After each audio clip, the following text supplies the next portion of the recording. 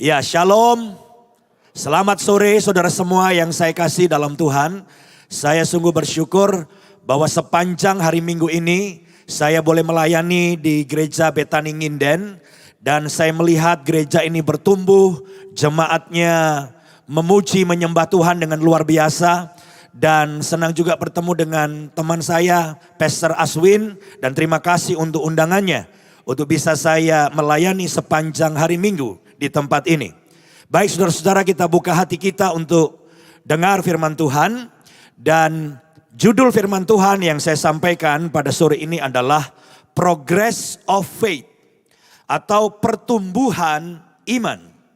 Saudara-saudara, mungkin pertanyaan yang pertama kali muncul ketika kita mendengar tema atau judul khotbah tentang pertumbuhan iman, mungkin kita bertanya, kenapa sih kok iman kita perlu bertumbuh?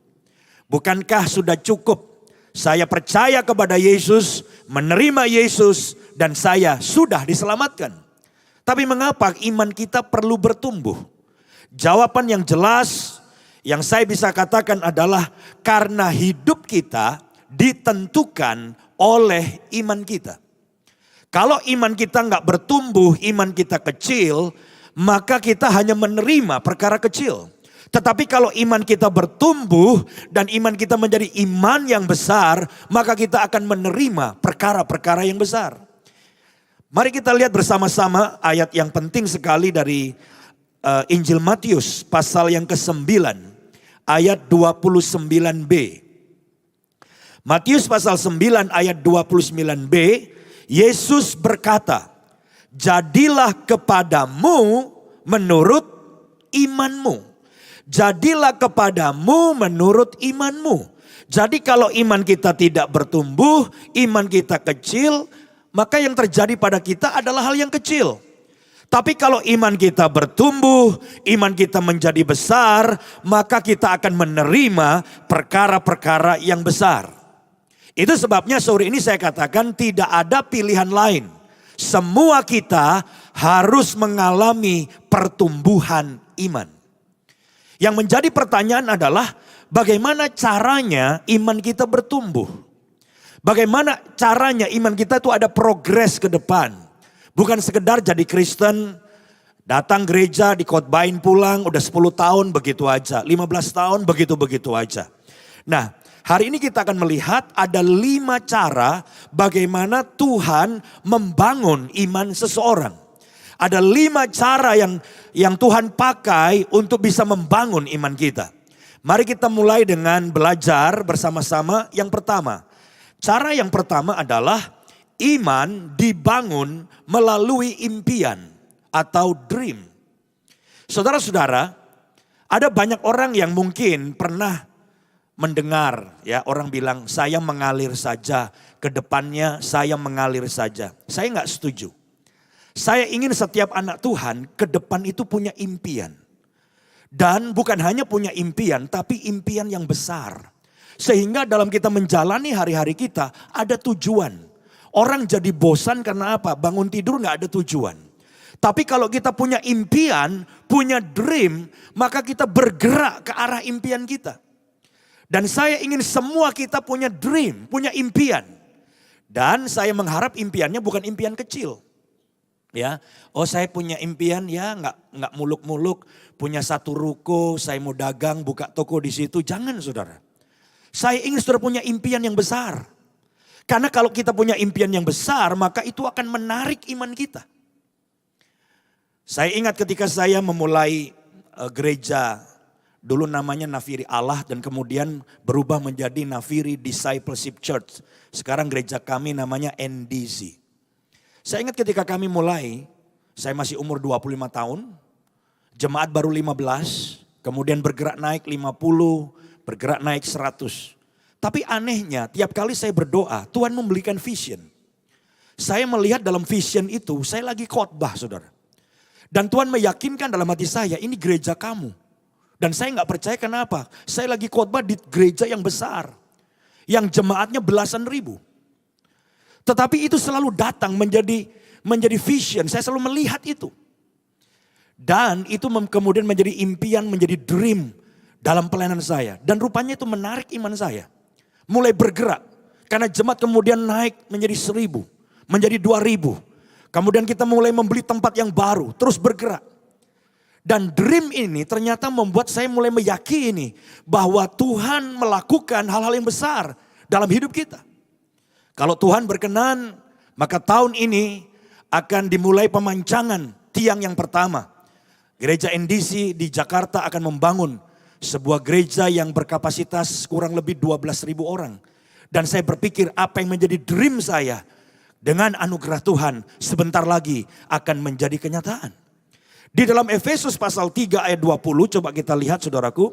Firman Tuhan berkata begini, bagi dialah yang dapat melakukan jauh lebih banyak daripada yang kita doakan atau pikirkan.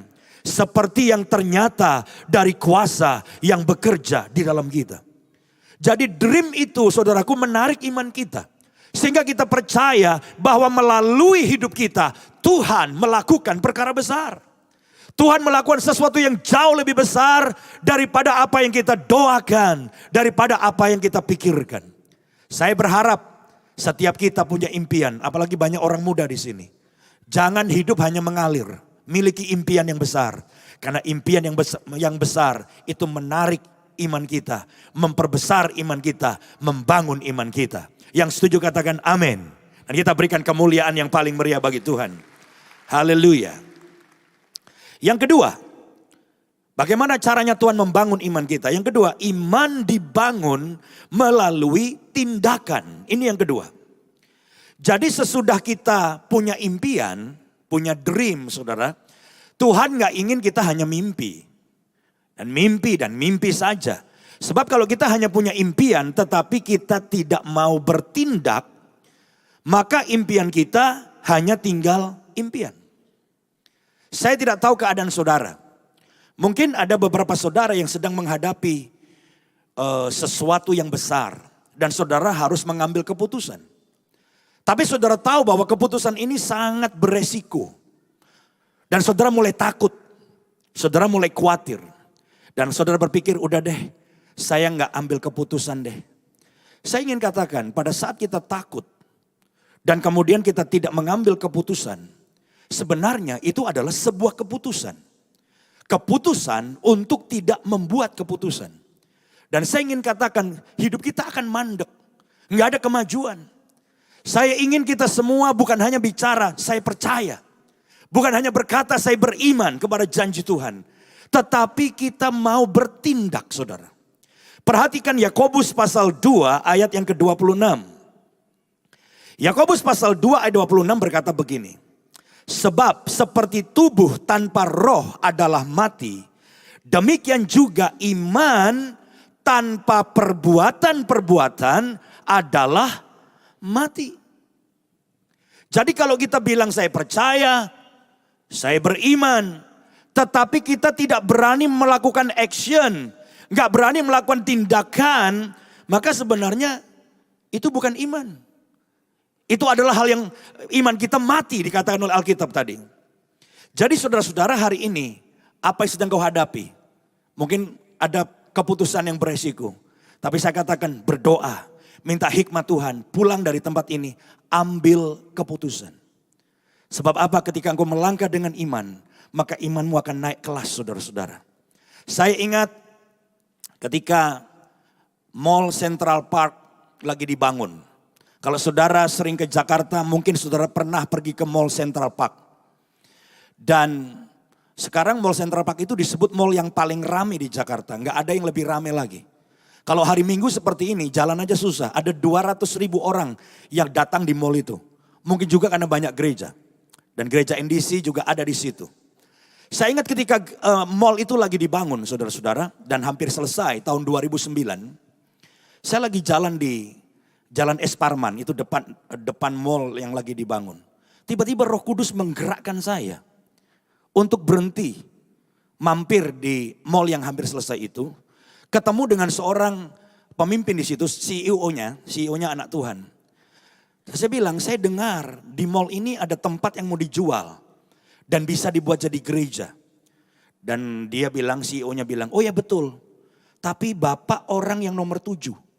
Sudah ada 6 pihak, entah gereja atau organisasi yang mau beli tempat itu.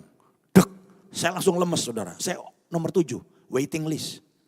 Udah begitu dia jawab waktu saya tanya harganya berapa, harganya mahal banget. Waktu itu harga itu mahal banget. Sekarang lebih mahal lagi. Lalu saya ngobrol-ngobrol sebentar, ya udah deh saya pulang. Saya bawa brosur-brosurnya, foto-fotonya. Malam itu ada rapat di gereja. Sampai di gereja, saudaraku, salah satu pengurus gereja itu seorang yang sangat diberkati, sering masuk koran, konglomerat juga lah. Dia lihat saya lagi bawa brosur itu lalu dia tanya, Pak Yosia itu brosur apa? Saya jawab ini yang di depan tuh di daerah Tanjung Duren ada Mall Central Park. Terus kenapa Pak? Ya saya mau beli, kita mau beli. Karena tempatnya strategis. Tapi kita nomor 7, waiting list. Udah gitu harganya mahal banget Pak, kita gak ada duit. Lalu ini orang saudaraku, konglomerat ini bilang, Bapak mau saya telepon yang punya Mall Central Park. Saya tanya emang Bapak kenal, wah itu teman baik saya. Mau saya telepon gak? Besok kita ketemu. Oke, saya mau. Dia telepon saudara. Dan memang konglomerat sama konglomerat enak ngomongnya. Oke udah ketawa-ketawa. Besok ya ketemu. Janjian di Senayan City. Itu mall juga di Jakarta. Besoknya saudaraku, karena ini serius saya bawa tim. Termasuk si konglomerat pengurus gereja NDC. Dan ternyata bosnya yang punya Mall Central Park itu, Agung Podomoro Group itu, bawa timnya juga. Kita duduk dan serius. Singkat cerita, dia memberikan harga yang spesial. Tapi intinya adalah Tuhan mempertemukan saya sehingga dari nomor 7, saya jadi nomor 1, dapat kesempatan pertama. Lalu dikasih diskon yang sangat murah.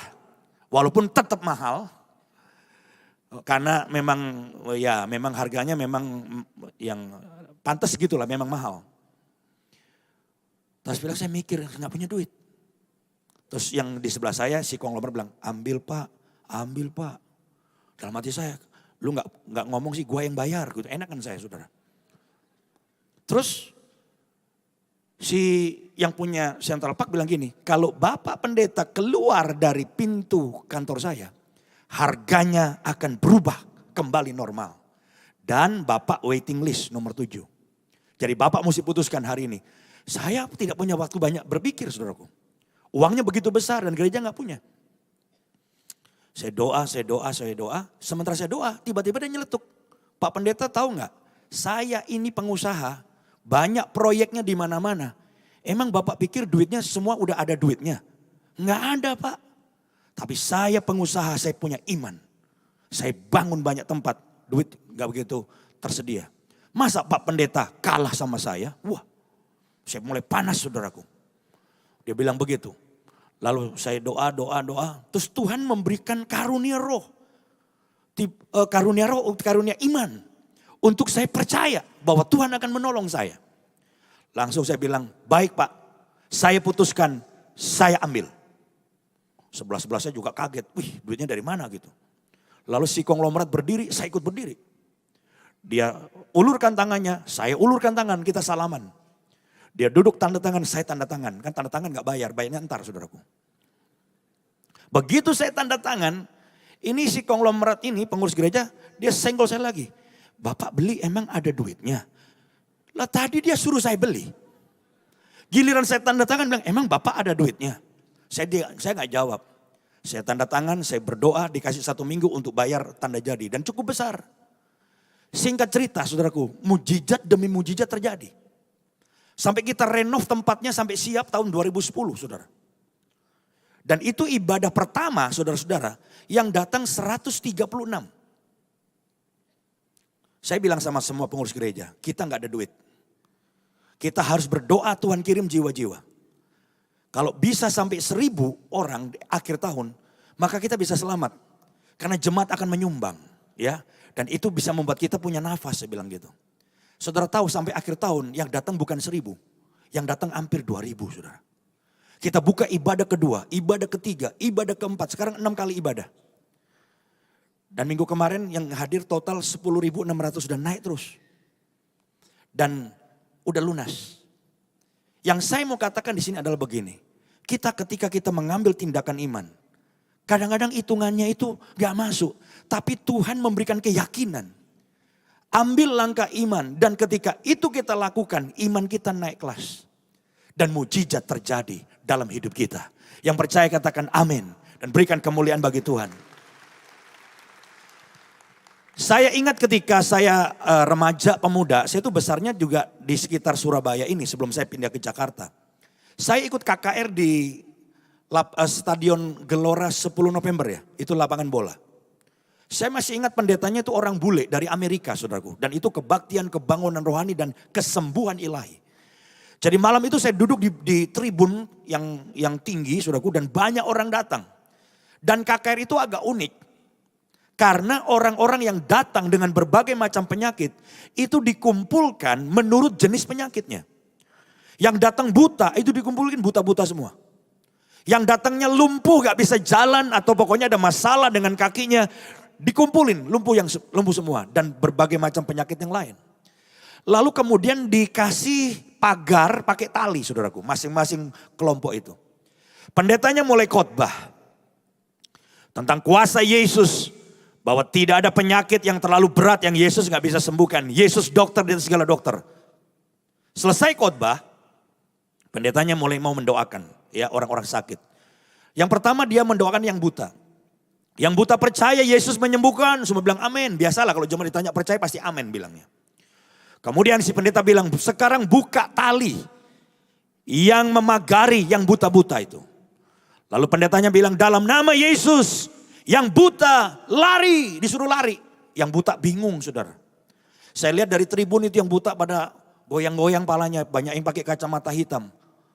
Tapi ada beberapa orang yang nekat saudaraku. Saya bilang nekat, kenapa? Karena dia masih buta, mereka masih buta. Waktu lari pertama nabrak kiri, nabrak kanan. Tapi langkah selanjutnya, mungkin langkah ke-6, langkah ke-7, langkah ke-8. Larinya mulai lurus, larinya mulai gak nabrak. Ada beberapa orang mulai mengitari stadion itu dan mereka berkata haleluya. Saya sudah bisa melihat, saya sembuh. Kapan mujizat terjadi? Karena ketika mereka melangkah dengan iman. Kemudian pendetanya bilang, sekarang saya mau berdoa bagi yang lumpuh. Tolong itu tali yang jadi pagarnya dibuka. Lalu pendetanya bilang dalam nama Yesus, yang lumpuh lari. Sama kayak yang buta, bingung semua. Mungkin dalam hati mereka berpikir, aku datang aja dituntun, dipakai kursi roda. Nanti lari bukannya sembuh, jatuh malah encoknya kambuh mungkin. Jadi banyak yang diam. Tapi ada beberapa orang yang lompat dari kursi rodanya, lompat dari tempat tidurnya, jatuh, bangun lagi, jatuh. Tapi akhirnya beberapa orang dituntun pelan-pelan mulai melangkah. Dan mereka berteriak haleluya, saya bisa berjalan, saya menerima mujizat Tuhan. Kapan mereka bisa jalan? Bukan waktu disuruh lari. Tapi waktu mereka melangkah dengan iman, maka mujizat terjadi. Saudara saya ingin katakan, ambil tindakan iman. Lakukan sesuatu. Jangan saudara diam dan bilang, aduh ini terlalu bahaya. Oh ini saya gak bisa ambil keputusan. Jadilah berani. Doa, minta hikmat Tuhan, ambil keputusan. Saya percaya ada banyak mujizat yang akan dialami oleh jemaat Betani Nginden. Malam ini, dalam nama Yesus, yang percaya berikan kemuliaan bagi Tuhan. Haleluya. Yang ketiga, iman dibangun melalui delay. Atau masa tunggu. Saya tidak tahu apa yang sedang saudara alami. Tapi yang saya tahu adalah ada banyak orang yang sedang berdoa. Tapi jawaban belum datang. Sudah berdoa untuk satu persoalan. Tapi kelihatannya gak ada perubahan. Berdoa untuk penyakitnya tak kunjung sembuh. Saya ingin katakan kepada saudara, bukan Tuhan ingkar janji. Tapi Tuhan memasukkan saudara di satu tempat, satu ruangan yang saya sebut adalah ruang tunggu. Kenapa kita masuk ruang tunggu? Karena selagi kita menunggu sebenarnya Tuhan sedang mau membangun iman kita. Ada banyak orang yang berpikir dia beriman padahal enggak. Kapan ketahuan itu iman beneran atau itu cuma perasaan atau semangat rame-rame? Kapan ketahuan? Waktu dalam ruang tunggu. Ada banyak orang di gereja saudaraku, wah haleluya, percaya. Tapi sebetulnya hanya euforia, rame-rame. Pulang, kayaknya gak mungkin deh. Tadi gua cuma bilang haleluya, percaya itu karena rame-rame. Tapi ternyata masalah kita terlalu besar, nggak mungkin. Wow, banyak orang bukan beriman tapi lagi semangat rame-rame. Ada orang yang nggak bisa membedakan antara iman juga dengan perasaan. Karena bedanya tipis. Tapi yang saya tahu adalah bahwa perasaan gampang berubah. Betul nggak saudaraku? Sekarang percaya, besok nggak percaya. Minggu ini percaya, minggu depan nggak percaya. Itu perasaan. Tapi iman yang sungguh itu teruji oleh waktu. Dan pada waktu kita berada dalam ruang tunggunya Tuhan, sebenarnya Tuhan mau menumbuhkan iman kita. Perhatikan Habakuk pasal 2 ayat 3. Coba kita lihat saudara-saudara. Saudara mungkin berpikir kayaknya Tuhan gak dengar doa saya. Tidak. Tuhan gak pernah bohong. Tuhan gak pernah ingkar janji. Ya, Habakuk pasal 2 ayat 3 bilang begini. Catatlah itu. Sebab sekarang belum waktunya. Tetapi saat itu segera tiba. Dan apa yang kunyatakan kepadamu pasti akan terjadi. Meskipun tampaknya masih lama, tetapi tunggu saja. Saat itu pasti akan datang dan tak akan ditunda. Ini dari bahasa Indonesia sehari-hari. Jadi kadang-kadang kita berpikir dalam ruang tunggunya Tuhan, mana jawabannya nggak datang. Kok sampai sekarang nggak ada perubahan? Kok kondisinya tambah parah? Tuhan sedang menaruh saudara dalam ruang tunggu. Jawaban datang tapi seakan-akan delay, tertunda. Tapi percayalah bahwa Tuhan tidak pernah ingkar janji. Tapi Tuhan punya waktu yang terbaik buat saudara. Gereja kami mengeluarkan album yang terbaru, NDC Worship yang terbaru. Dengan judul Purify. Dan salah satu lagunya berjudul Waktu Tuhan yang terbaik. Waktu Tuhan pasti yang terbaik. Walau kadang tak mudah dimengerti, lewati cobaan, ku tetap percaya waktu Tuhan pasti yang terbaik. Berapa banyak sudah percaya, walaupun kita nggak ngerti. Tuhan tidak pernah ingkar janji, tapi Tuhan sedang menunggu waktu yang terbaik untuk menjawab doa saudara, untuk memulihkan saudara. Siapa yang percaya Tuhan punya waktu yang terbaik? Lambaikan tangan saudara. Mari kita berikan kemuliaan yang paling meriah bagi Tuhan. Dalam bahasa Inggris terjemahan Living Bible, Habakuk 2 ayat 3 dikatakan begini. But these things I plan will not happen right away. Jadi banyak hal yang nggak langsung terjadi. Slowly. Terasa kayak lambat. Steadily, surely. The time approaches when the vision will be fulfilled. Jadi kadang-kadang terasa lambat. Tapi pasti.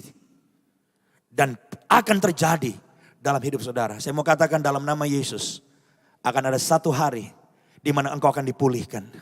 Ada satu hari kondisimu yang buruk akan diperbaiki oleh Tuhan. Ada satu hari yang saudara rasa gak mungkin terjadi dalam hidup saudara. Tapi engkau doakan selama ini. Kelihatannya belum ada tanda-tanda. Tetap percaya. Saudara dalam masa delay, masa tunda. Tapi pasti terjadi dalam hidup saudara. Yang setuju katakan amin. Lagi kita berikan kemuliaan bagi Tuhan. Haleluya. Kita harus bisa bedakan antara not yet dan no. Not yet itu bukan berarti no. Not yet itu belum. Tapi akan terjadi dalam hidup kita. Kalau kita mau belajar dari Abraham. Kenapa Abraham disebut bapak orang percaya? Karena waktu dia menunggu jawaban doa. Menunggu waktu Tuhan. Imannya gak jadi lemah. Iman Abraham menjadi tambah kuat. Coba kita lihat Roma pasal 4 ayat 19 sampai 20. Saya ingin kita baca ini supaya saudara yang lagi nunggu waktunya Tuhan. Imanmu tidak lemah tapi engkau diperkuat. Karena akan ada datang waktu yang tepat. Saudara menerima mujizat dari Tuhan. Roma 4 ayat 19 sampai 20. Imannya tidak menjadi lemah. Walaupun ia mengetahui bahwa tubuhnya sudah sangat lemah. Karena usianya telah kira-kira 100 tahun. Bayangin nunggu dapat anak. Usianya udah 100 tahun. Dan bahwa rahim Sarah telah tertutup.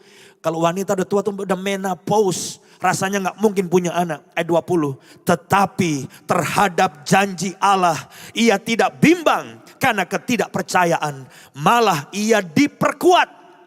Garis bawahi perkataan, ia diperkuat dalam imannya dan ia memuliakan Allah. Saya harap saudara tidak terpengaruh keadaan saudara.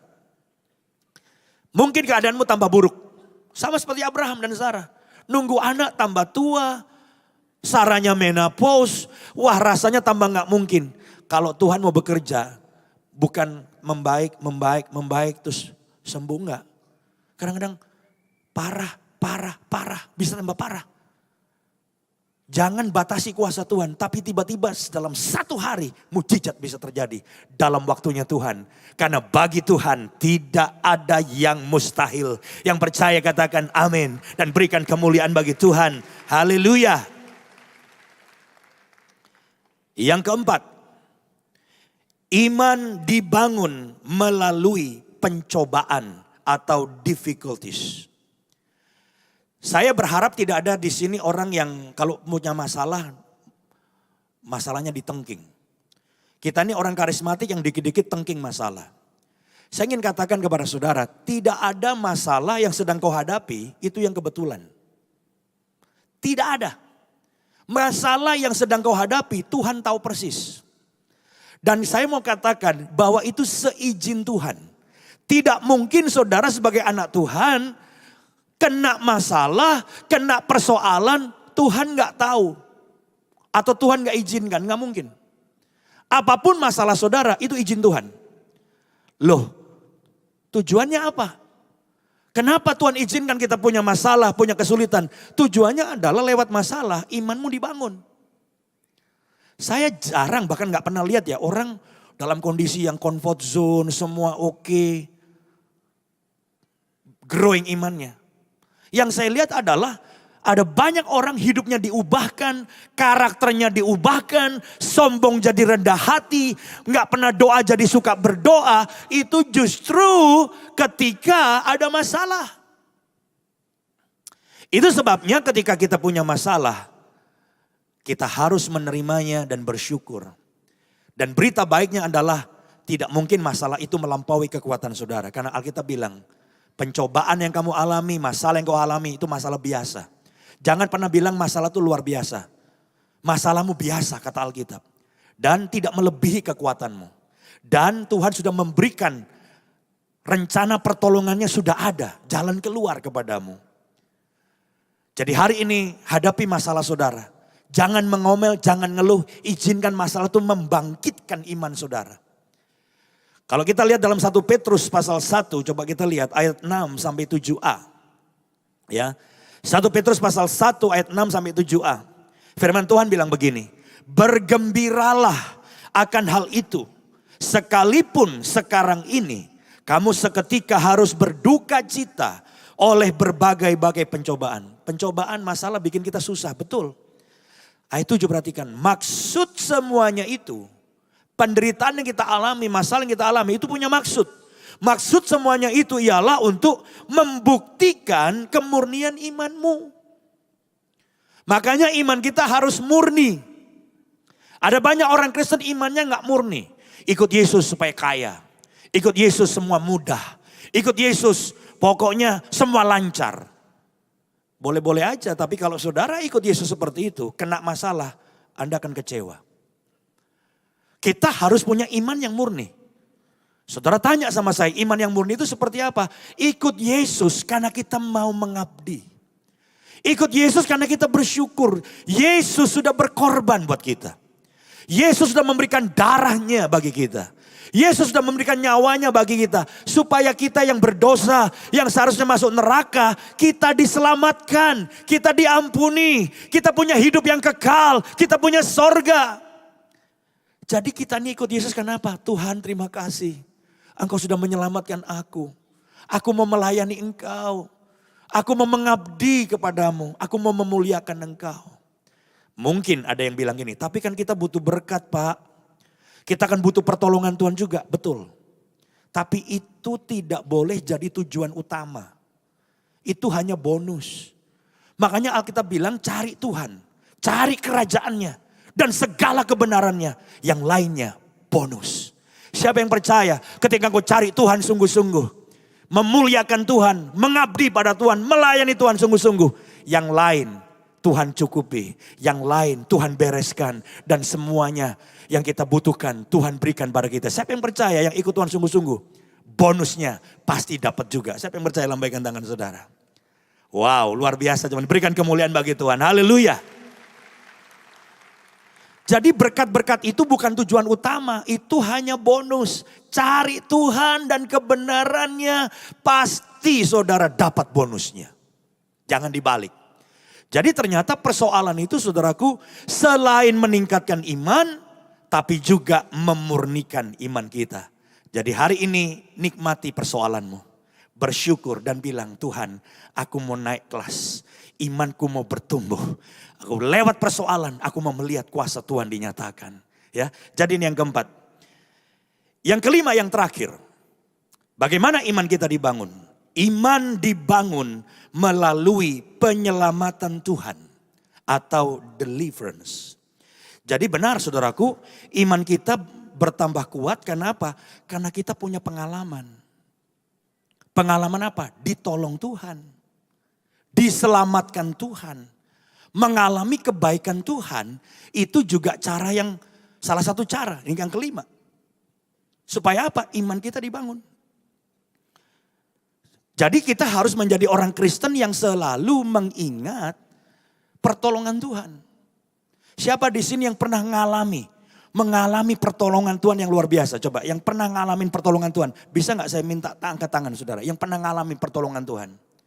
Cukup banyak angkat tangan, puji Tuhan. Nah itu sebetulnya adalah modal. Saudara gak boleh lupa. Itu harus diingat. Karena mengingat pertolongan Tuhan, penyelamatan Tuhan, itu membangkitkan iman bahwa Tuhan yang pernah menolong kita, yang sudah menolong kita di masa lalu, Dia adalah Tuhan yang sama yang akan menolong saudara di masa depan.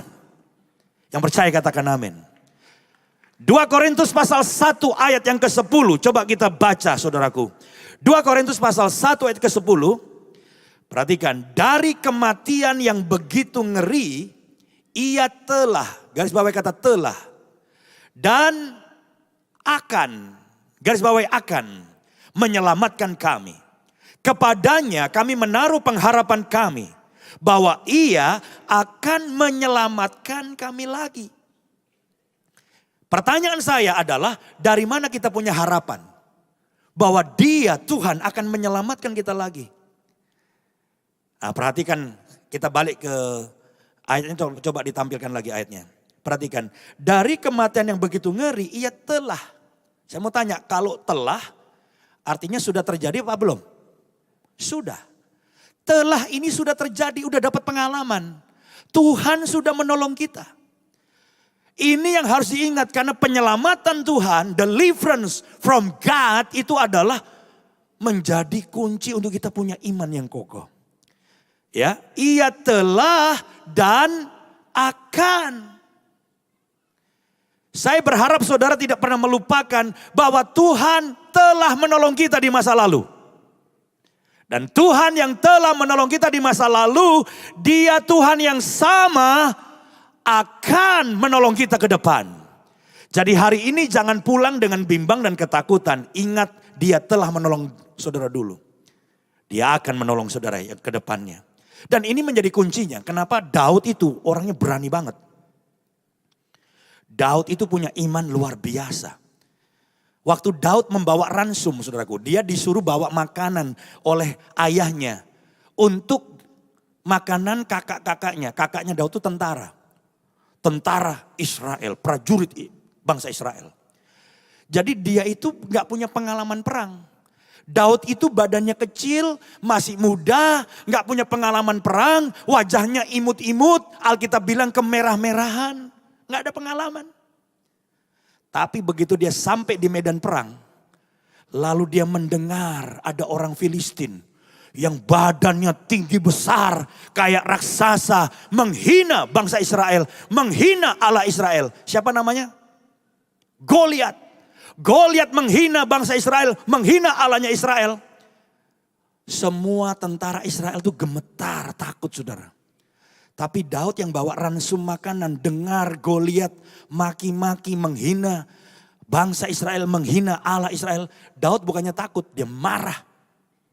Dia marah. Dia datang kepada Raja Saul dan bilang, "Raja, izinkan aku berperang menghadapi Goliat." Raja Saul dalam hati mungkin ya ketawa. "Hah, lu anak ingusan, masih kemerah-merahan, gak pernah perang. Kakak-kakak lu aja nih," orang Jakarta bilang, "kakak lu aja gemeter, takut lawan Goliat, lu siapa?" Dalam hati mungkin seperti itu si Saul. Tapi kemudian Daud menjawab, dan ini kuncinya kenapa dia punya iman, punya keberanian, bisa mengalahkan Goliat. Ini ayat terakhir, 1 Samuel 17 ayat 37. 1 Samuel 17 ayat 37. "Pula kata Daud, Tuhan yang telah melepaskan aku dari cakar singa dan dari cakar beruang, Dia juga akan melepaskan aku dari tangan orang Filistin itu." Kata Saul, ini baru Saul ngomong kepada Daud, "Pergilah, Tuhan menyertai engkau." Jadi lewat ayat ini apa yang menjadi kuncinya? Daud kok berani? Dia mengingat Tuhan telah menolong dia. Penyelamatan Tuhan atas hidupnya. Lawan singa, singa dirobek mulutnya. Beruang gede, dia kalahkan, dibunuh. Dan dia bilang apa? Tuhan yang telah menolong aku. Tuhan yang sama akan membuat Goliat aku kalahkan. Hari ini saudaraku, ingat kebaikan Tuhan. Ada banyak hal dalam hidup saya hari-hari ini. Orang bilang, "Pak Yosia gimana? Stres gak?" Saya gak stres. Saya tahu masalah banyak. Apalagi mau bangun gereja yang nilainya sangat besar saudaraku. Kadang-kadang ada sih ya dikit-dikit namanya manusia. Tapi saya selalu ambil ayat ini. Tuhan yang telah menolong saya. Saya dulu siapa datang ke Jakarta. Cuma bawa satu koper saudaraku. Sekolah Alkitab di Jakarta, nggak punya keluarga, nggak punya teman, nggak punya sponsor. Semua hanya karena anugerah Tuhan. Kadang-kadang hari ini makan, besok nggak tahu makan apa. Tapi saya mau katakan, saya tidak pernah nggak makan. Selalu makan, selalu bayar kuliah, selalu bayar uang kos, uang asrama. Sampai saya lulus, sampai saya pelayanan. Kalau Tuhan telah menolong saya dulu. Tuhan tidak berubah. Tuhan yang sama akan menolong saya. Untuk perkara-perkara besar. Dan mujizatnya akan dinyatakan dalam hidup kita. Yang percaya katakan amin. Dan berikan kemuliaan bagi Tuhan. Pemain musik bisa siapkan diri. Hari ini saya ingin iman saudara bangkit. Kalau saudara jadi Kristen hanya nyanyi semangat. Tapi imanmu gak ada tindakan. Engkau gak melihat kuasa Tuhan. Coba 5 hal ini sebelum kita nyanyi sama-sama. Yang pertama, iman dibangun lewat apa saudara? Dream, impian. Semua di sini punya impian. Apalagi yang masih muda. Jangan hidup tuh mengalir gak jelas. Miliki impian besar. Dan imanmu akan dibangkitkan. Yang kedua, iman dibangun lewat apa? Tindakan. Sebab iman tanpa perbuatan, nol, mati. Harus ada tindakan. Bertindaklah dan mujizat terjadi. Yang ketiga, iman dibangun lewat apa? Masa tunggu. Saudara mungkin sedang menunggu. Jangan biarkan imanmu lemah. Jadi seperti Abraham. Ketika dia menunggu, imannya diperkuat, makin kuat. Itu artinya engkau beriman, bukan perasaan. Yang keempat, iman dibangun lewat apa? Persoalan, pencobaan, masalah, kesulitan. Nikmati persoalanmu, bilang terima kasih Tuhan. Aku akan bangun imannya. Aku bersyukur, tidak melebihi kekuatan saudara. Pasti ada jalan keluar. Dan iman sudah naik kelas. Dan yang kelima, iman dibangun lewat apa? Penyelamatan Tuhan. Ingat penyelamatannya, ingat pertolongannya. Dan hari ini berkata, Tuhan yang dulu pernah menolong saya, Dia akan menolong saya sekali lagi. Yang percaya berikan kemuliaan bagi Tuhan.